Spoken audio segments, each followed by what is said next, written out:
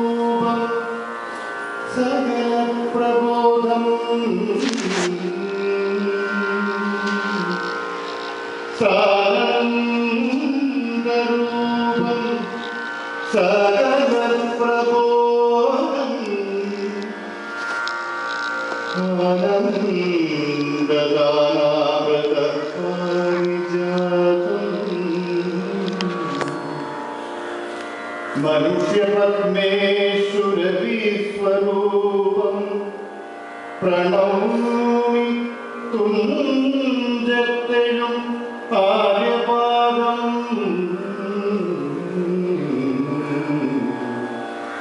പ്രണൗമി തുഞ്ചത്തെയും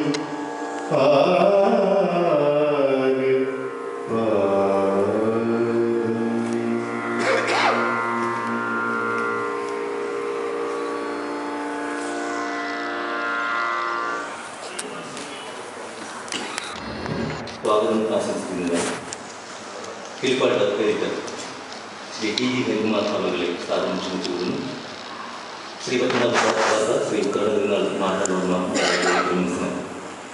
എളുപ്പം തന്നെ പോകേണ്ടതുള്ളതുകൊണ്ട് ആമുഖ പ്രഭാഷണത്തിനായി എ ജെ ജോണി അവരുടെ പുസ്തക പ്രകാശനത്തിന് ശേഷം മാത്രമേ നമുക്ക് വിളിക്കാൻ സാധിക്കൂ എന്നൊരു കാര്യം കൂടി സദസ്സിനെ അറിയിച്ചു കൊള്ളുകയാണ്. ശ്രീ ടി ജി ഹരികുമാർ അവർ ഇപ്പോൾ സാധനം ക്ഷണിച്ചു.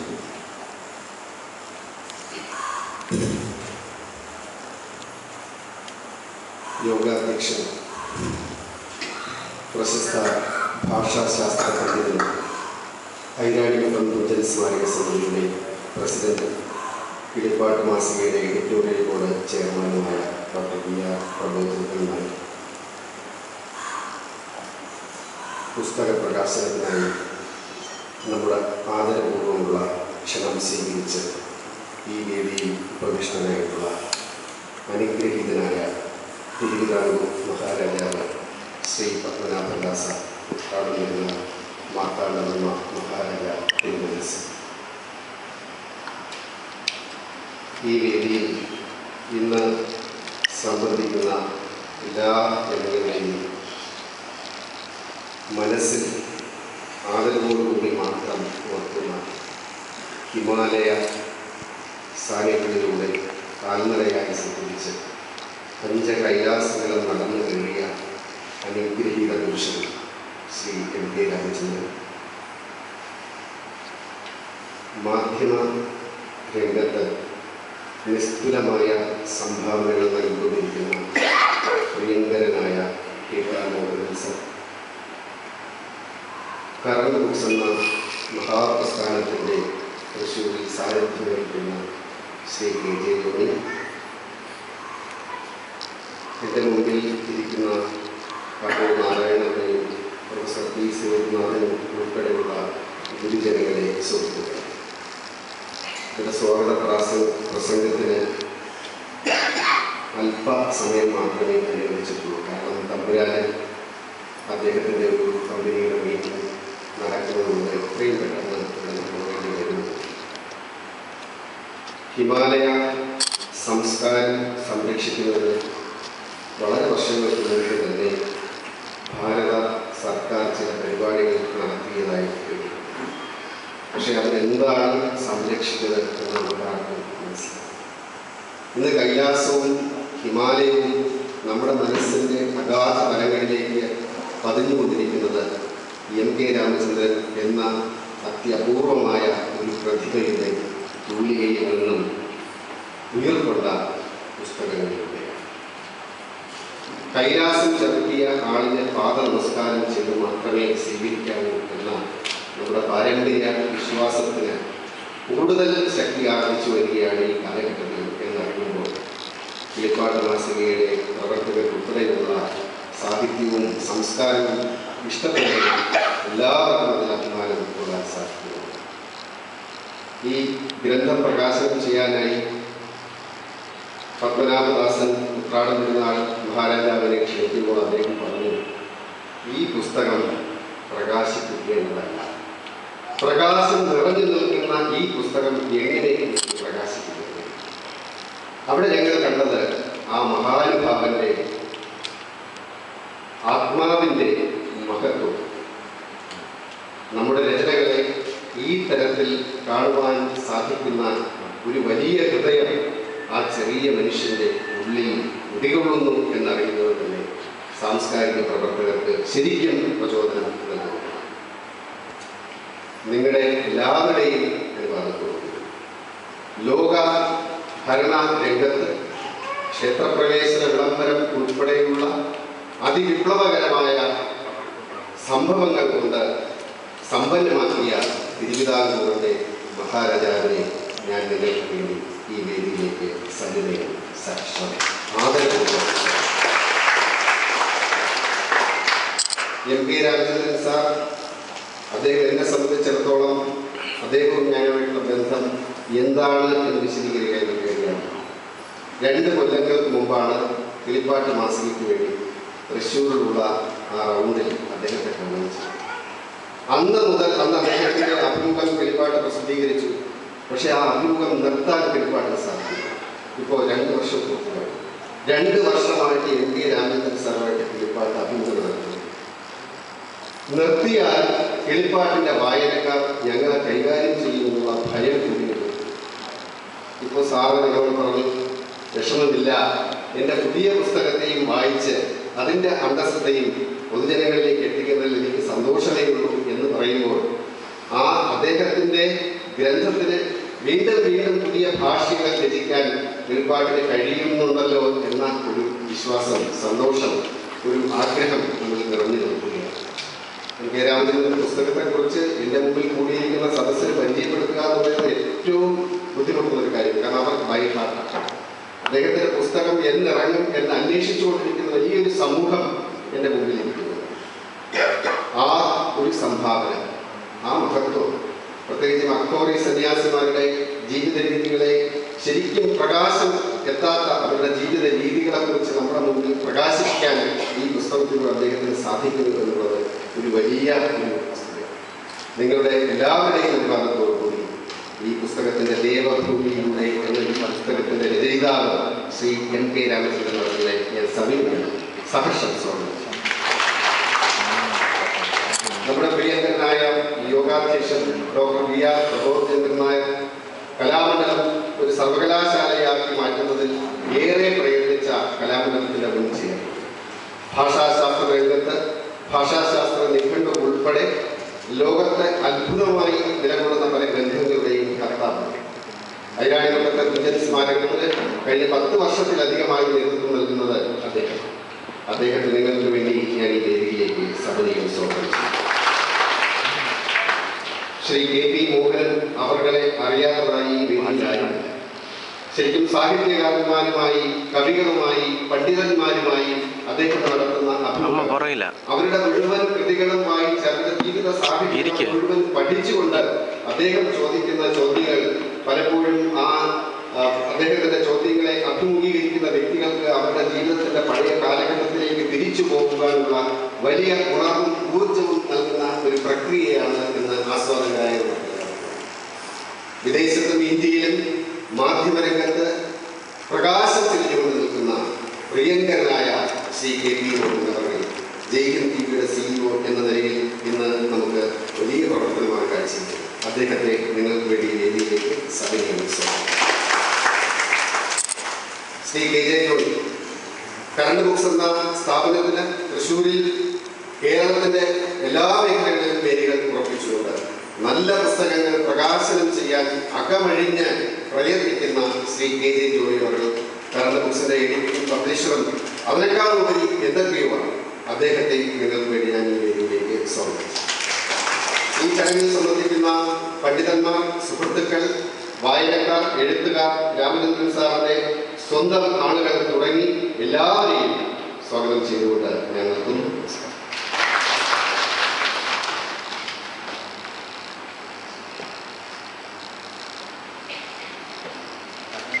ശ്രീ എൻ കെ രാമചന്ദ്രൻ ദേവഭൂമിയിലൂടെ എന്ന 4ാമത് പുസ്തകത്തിന്റെ പ്രകാശനം ഇവിടെ നിർവഹിക്കപ്പെടുകയാണ്. പ്രകാശനം സംബന്ധിക്കുന്നതിനായി ശ്രീ പത്മനാഭ ദാസ, ശ്രീ ഉത്തരാഖണ്ഡ് എന്ന ഭാഷാമുഖാരായ ആറുപേരും ക്ഷണിച്ചു.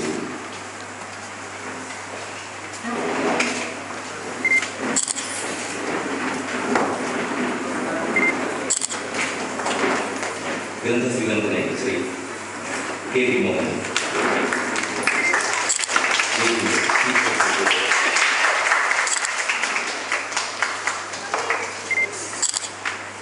കൊല്ലം പരിഗണിച്ച് നമുക്ക് സംസാരിക്കാൻ ആദ്യത്തെ ക്ഷണിച്ചു.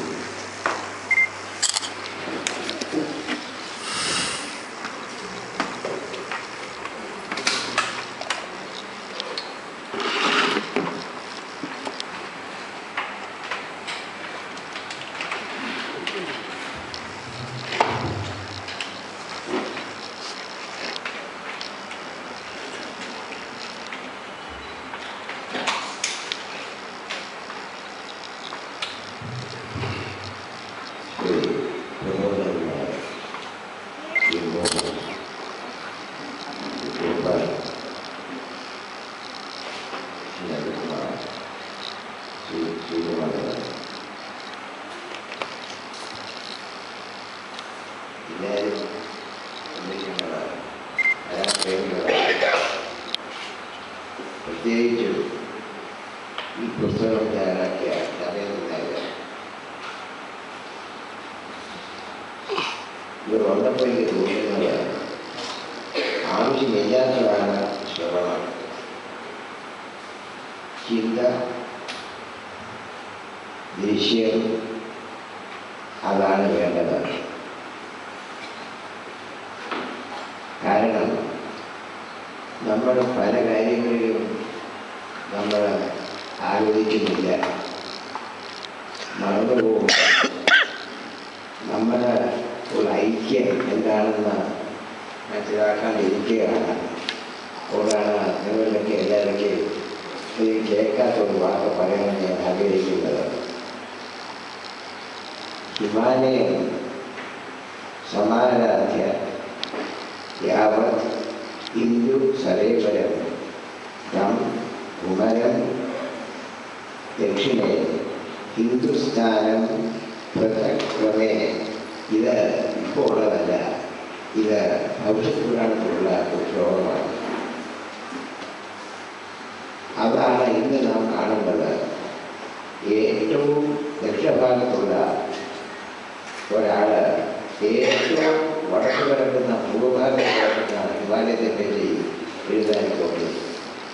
അപ്പോൾ എഴുതുന്നത് ഒരു ഭാരതത്തിലെ ഒരാളാണ്, ഭാരതീയനായിട്ടുള്ള ഒരു കവിയാണ് ഇത് ചെയ്തിട്ടുള്ളത്. ഇപ്പോൾ പുസ്തകങ്ങൾ മറിഞ്ഞിരിക്കുകയാണ്. ഞാൻ വന്ന് നോക്കിയപ്പോൾ ഒരു പുസ്തകം എഴുതുള്ളൂ. കിളി, പിന്നെയുള്ളത് പാട്ടുന്നുമാവാം, പാടുന്നുമാവാം. അതാണ് ഞാനിതിൻ്റെ രാമായണം നമുക്ക് കിട്ടിയത് ഒരു കിഴി മുഖാന്തരമുള്ള സന്ദർഭത്തിലാണ് കിട്ടിയത്. വാൽമീകിക്ക് തോന്നുക ഹിന്ദുസ്ഥാനം ഇപ്പോൾ പലരും വിചാരിക്കുന്നത് സായിപ്പ് വന്നിട്ട് നമുക്ക് തന്ന പേരാണെന്നും ഗോകുൽ ആക്രമണം കഴിഞ്ഞിട്ട് കിട്ടിയ പേരാണെന്നും നമുക്ക് പണ്ടേ അറിയാവുന്ന കാര്യമാണ്.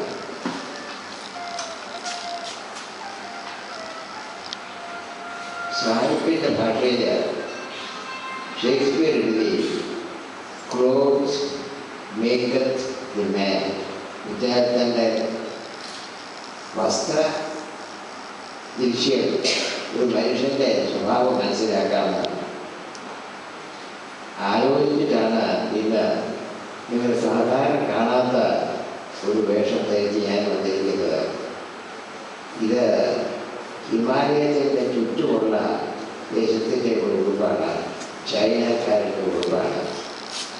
ഭവിഷ്യത് പുരാണത്തിൽ പറയുന്നുണ്ട്, ഇനി 15 കൊല്ലത്തിനകം നമ്മളും അവരുമായിട്ടുള്ള ബന്ധം ദീർഘമായിട്ടും സ്ഥായിയായിട്ടുള്ള ബന്ധം വരുമെന്നും പറയുന്നുണ്ട്. അപ്പോൾ നമ്മൾക്ക് വിചാരം ഈ പഴയതൊക്കെ മോശമാണെന്നും ബുദ്ധൻ മാത്രമേ നല്ലതാണെന്നും ഒരു തെറ്റിദ്ധാരണയുണ്ട്.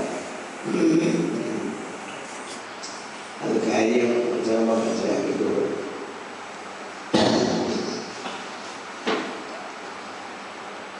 കുട്ടിക്കാലത്ത്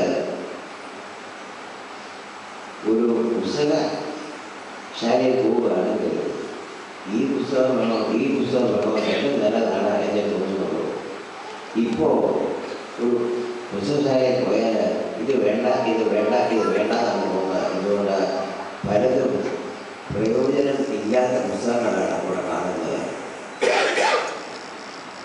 സാഹിബ് പറയും, വാർദ്ധക്യം വന്നത്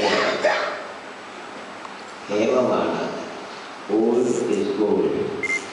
പഴയതിന് കാലക്രമം കൊണ്ടും മനുഷ്യൻ്റെ പെരുമാറ്റം കൊണ്ടും അതിനൊരു സ്ഥാനം കിട്ടി. അതിനെ മാറ്റാൻ ഒക്കില്ല, മായ്ക്കാൻ ഒക്കില്ല, മറക്കാൻ ഒക്കും, മാറ്റം ചെയ്യാൻ ഒക്കില്ല. അതുപോലെ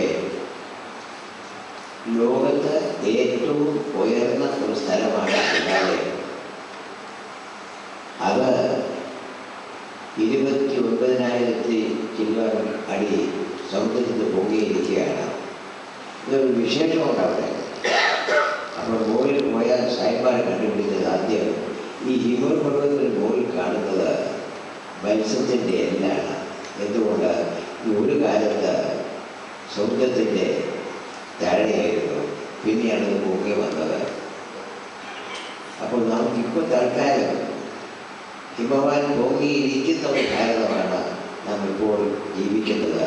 അതങ്ങനെയല്ല വേണ്ടത്. ഹിമവാന്റെ സ്ഥാനം ഹിമവൽ സ്ഥാനത്ത് എത്തണം. അത് ഹിമാലയത്തിലുള്ള വ്യക്തികൾ, പ്രത്യേകിച്ചും ഹിമാലയത്തെ പറ്റി തന്നെ എൻ്റെ ഹിമാലയമെന്നല്ല, ഹിമാലയത്തിലൂടെ അത് ഒരു ഉപാധിയാണ്. അതുകൊണ്ട് നമ്മുടെ സ്ഥാനം, മാനം, ധർമ്മം രക്ഷിക്കാനായിട്ട് ഇത് വായിച്ച് എല്ലാവരും ആസ്വദിച്ച് ഇത് അതിവേഗത്തിൽ തന്നെ കണ്ടപ്പോൾ പറഞ്ഞു, ഒരു 10-11 പ്രതി വേഗം ഉണ്ടാകണം എന്നാണ് ആഗ്രഹം. ഇത് നമുക്ക് രാമായണവും ഭാഗവതവും ഒക്കെ മറക്കാൻ പാടില്ലാത്ത ദ്രവ്യങ്ങളാണ്, ആഭരണങ്ങളാണ്, സ്വത്തുക്കളാണ്, രത്നങ്ങളാണ്. അതിനെ നാം രക്ഷിക്കേണ്ടത് അത്യാവശ്യമാണ്. ഇതിൽ അങ്ങനെയുള്ളൊരു രത്നമാണ് ഇന്ന് നമുക്ക് പ്രകാശിപ്പിക്കുന്നത്. ഇതെല്ലാവരും വായിക്കുമെന്ന് പണ്ട് പറയും, ഒരു പുസ്തകം നല്ലതാണെങ്കിൽ 10-20 പ്രാവശ്യം വായിക്കണം. ഇങ്ങനെ കൂടുതൽ ഉള്ള അർത്ഥം മനസ്സിലാവും. നമ്മുടെ പുസ്തകങ്ങളൊക്കെ സമ്യക്കായ പുസ്തകങ്ങളാണ്, സംഗീതമാണ്. കാര്യവുമുണ്ട്, നാദവുമുണ്ട്, അർത്ഥവുമുണ്ട്. അങ്ങനെ ഈ കാര്യങ്ങൾ ഇവിടെ ഇരിക്കുന്നവരും അവർ മുഖാന്തരം പല ജനങ്ങളും ഇതിനെപ്പറ്റി അറിയുമെന്നും നമ്മളുടെ ധർമ്മത്തെപ്പറ്റി ഞാൻ ആഗ്രഹിക്കുന്നു. ഈ പുസ്തകത്തെ പറ്റി കുറച്ചുകൂടെ വായിച്ചിട്ട് വേണം മറ്റുള്ളവർക്ക് പറയാനായിട്ട്. ഇപ്പോൾ ഓടിച്ച് കണ്ടേ ഉള്ളൂ. ഇതുകൊണ്ട് പോരാ, ഇനിയും ഹിമാലയത്തിൽ ഉള്ള ചലനം വേണം. ഇനിയും ഹിമാലയത്തിലുള്ള പുസ്തകം എഴുതണം ഞാൻ ആഗ്രഹിക്കുന്നു. ഞാൻ പ്രായമുള്ള ആശംസിക്കുന്നു. എല്ലാ ഭാഗ്യങ്ങളും ഈ എഴുത്തുകാരൻ ഉണ്ടാകട്ടെ. വളരെ വളരെ സന്തോഷമായി നടത്താൻ ഇതിനാകുന്നത്.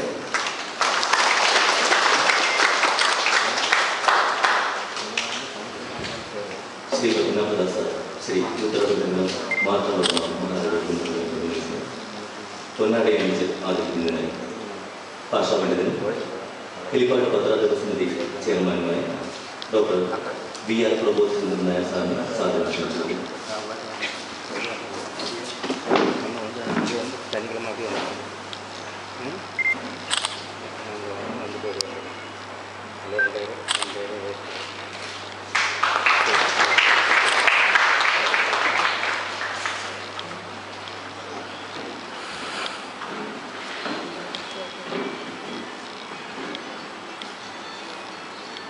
ആമുഖ പ്രഭാഷണത്തിനായി കറണ്ട് എഡിറ്റർ ശ്രീ KG അവർ വിനയപൂർവ്വം ക്ഷണിച്ചു.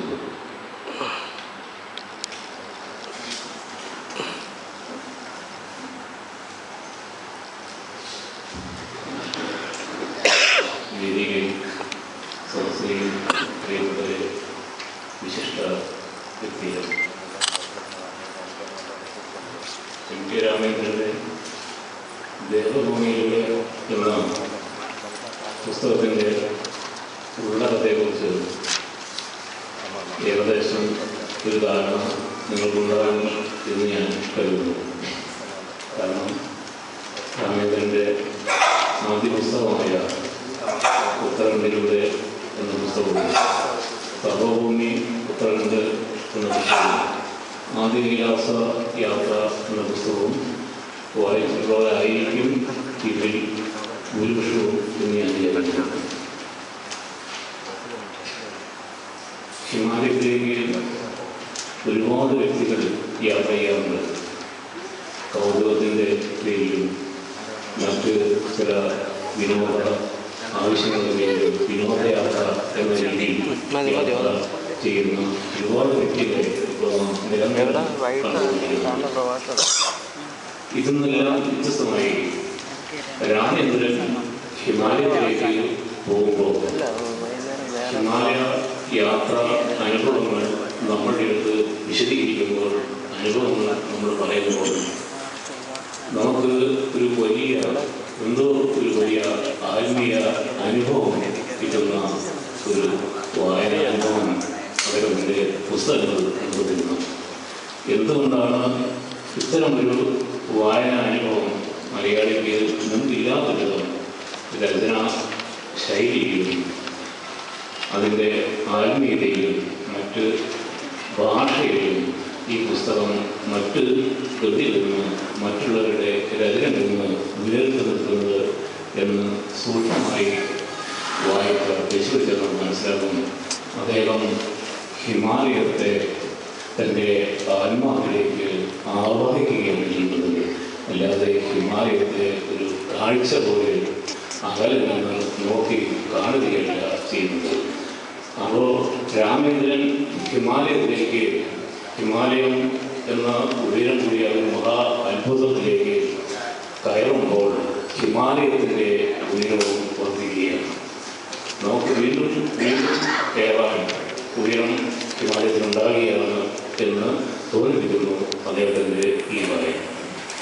ഈ പുസ്തകത്തിൻ്റെ രചനയുടെ ആമുഖങ്ങളിൽ നിങ്ങൾ അറിഞ്ഞിരിക്കേണ്ട ഒരു 1-2 വസ്തുതകൾ നമ്മൾ ഓർമ്മിക്കുകയാണ്. രാമേന്ദ്രൻ്റെ ആദ്യ പുസ്തകം ഉത്തരാഖണ്ഡിലൂടെ എന്ന പുസ്തകം ഏകദേശം 2003 എന്ന് തോന്നുന്നു നിങ്ങൾ പ്രസിദ്ധീകരിക്കുന്നത്. ഇന്ന് ഏകദേശം 1,00,000-ലധികം കോപ്പികൾ മലയാളത്തിൽ ആ പുസ്തകം വിജയിക്കുന്നുണ്ട്. ഈ പുസ്തകം 2003 കർണ ബുക്സിനെ ഏൽപ്പിക്കുമ്പോൾ കർണ ബുക്സിനും പ്രത്യേകിച്ച് എനിക്കും വളരെയധികം അഭിമാനവും സന്തോഷവുമുണ്ട്. ഒരു വളരെ ആകസ്മികമായിട്ടാണ് ഈ പുസ്തകം എൻ്റെ കയ്യിൽ എത്തുന്നത്. ഞങ്ങൾ ഒന്നിച്ച് ഒരു KP നാരായണ മാഷുമായിട്ട് ഒരു യാത്ര പോകുന്ന സമയത്ത് രാമേന്ദ്രനും ഞാനും ഉണ്ടായിരുന്ന യാത്രയിൽ രാമേന്ദ്രൻ എൻ്റെ അടുത്ത് സൂചിപ്പിക്കണം, ഞാനിങ്ങനെ ഹിമാലയ യാത്ര പുസ്തകത്തിലേക്കുണ്ട്, ജോണി ഒന്ന് വായിച്ചു നോക്കുന്നു. ഞാൻ തരാൻ പറഞ്ഞു വായിക്കാം എന്ന് അദ്ദേഹത്തോട് പറയുകയും ചെയ്തു. ഈ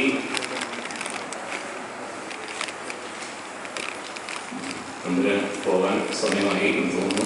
പോയിട്ട് തുടരും.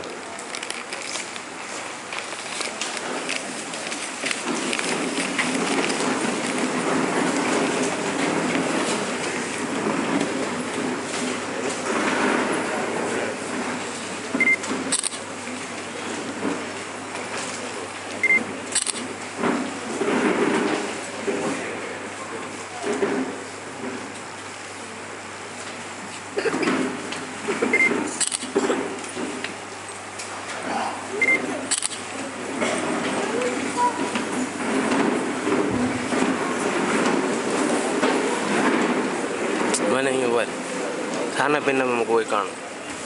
sana പിന്നെ നാട്ടിൽ രാമേന്ദ്രനെ ഏൽപ്പിച്ചിട്ട് ഒറ്റ രാത്രി കൊണ്ട് ഞാൻ വായിച്ചു തീർക്കുകയും പിറ്റേ ദിവസം ആ പുസ്തകം പ്രസിദ്ധീകരിക്കാൻ ഞാൻ രാമേന്ദ്രനെ ഫോൺ വിളിച്ച് അറിയിക്കുകയും ആണ് ചെയ്തത്.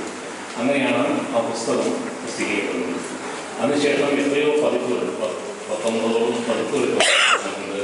അതിനുശേഷം രാമേന്ദ്രൻ എഴുതിയ സർവഭൂമി ഉത്തരവ് എന്ന പുസ്തകവും ഏകദേശം 15 പതിപ്പുകളുണ്ട്. ആദിരാസയാത്ര എന്ന പുസ്തകവും ഏകദേശം 13 പതിപ്പുകളുണ്ട്. ഇത്രയും വായനക്കാർ ഈ പുസ്തകത്തിന് ഉണ്ടാകുമ്പോൾ തന്നെ മലയാളത്തിൽ ഒട്ടനവധി ഹിമാലയ യാത്രാ പുസ്തകങ്ങൾ ഉണ്ടായിട്ടുണ്ട്. ചുരുങ്ങിയത് ഒരു 100ഓളം പുസ്തകമെങ്കിലും ഇപ്പോൾ നമുക്ക് കാണാം, മാർക്കറ്റിൽ കാണാം ഹിമാലയ യാത്രാ വിവരണങ്ങളുടെ പുസ്തകം. എൻ്റെ ഓഫീസിൽ തന്നെ ചുരുങ്ങിയത് ഒരു 10ഓളം മാർക്കുകൾ പലരും പോയി വന്ന മാർക്കുകൾ ഇപ്പോഴും വന്നിരിക്കുന്നത്, പലരും കൊണ്ട് വന്നിട്ടുള്ളതാണ്. അപ്പോൾ ഹിമാലയത്തിലേക്ക് പോവുക എന്ന് പറഞ്ഞിട്ട് പുസ്തകം എഴുതാൻ പോകുന്ന ഒരു അനുഭവം പോലെയാണ് ആൾക്കാർ ഇപ്പോൾ ചെയ്തുകൊണ്ടിരിക്കുന്നത്. അത്രമാത്രം പുസ്തകമാണ് നമ്മൾ മാർക്കറ്റിലേക്ക് ഹിമാലയ യാത്രയായിട്ട് വരുന്നത്.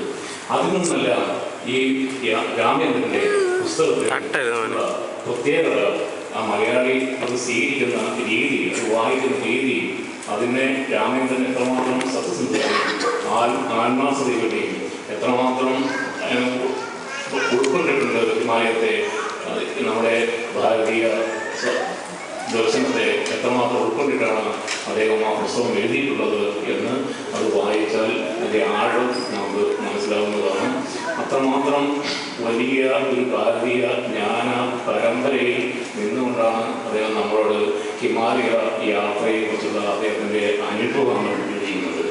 ഈ പുസ്തകത്തിൽ തന്നെ അറിയാം, ഈ പുസ്തകത്തിൽ ദേവഭൂമിയുടെ എന്ന ഈ പുസ്തകത്തിനകത്ത് ഇതിനനുബന്ധമായിട്ട് ഇന്ത്യയിലെ വളി അഘോര സന്യാസി സമൂഹത്തിൻ്റെ കുറിച്ച് അദ്ദേഹം ഒരു അനുബന്ധ ലേഖനം എഴുതുന്നു. മലയാളത്തിൽ ആദ്യമായിട്ട് എഴുതപ്പെടുന്ന ഒരു ലേഖനമായിരിക്കാം എന്ന് എനിക്ക് തോന്നുന്നു. അഘോരി സന്യാസികൾ പ്രകൃതിയിൽ വളരെയധികം സിദ്ധി ഉള്ള ഒരു വലിയ ഒരു സമൂഹമാണ്, ഒരു സന്യാസ സമൂഹമാണ് അത്. ഇപ്പോൾ ഒരു ചെറിയ കഥ പോലും പറയപ്പെടുന്നുണ്ട്. ഒരു നമ്മുടെ ഈ മുഗൾ സാമ്രാജ്യം അതിനുശേഷം വരുന്നതിന് മുമ്പുള്ള ഒരു രാജവംശത്തിൽ ഒരു അഘോരി മന്ത്രി ഉണ്ടായിരുന്നു എന്ന് പറയുന്നത്.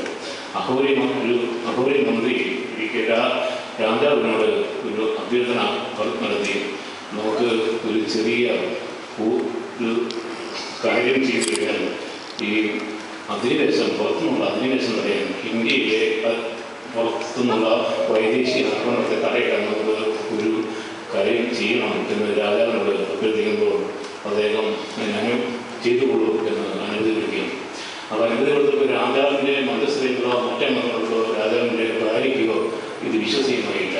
എന്താണ് ചെയ്യേണ്ടത് എന്നുള്ളതിനെക്കുറിച്ച് അറിയില്ല.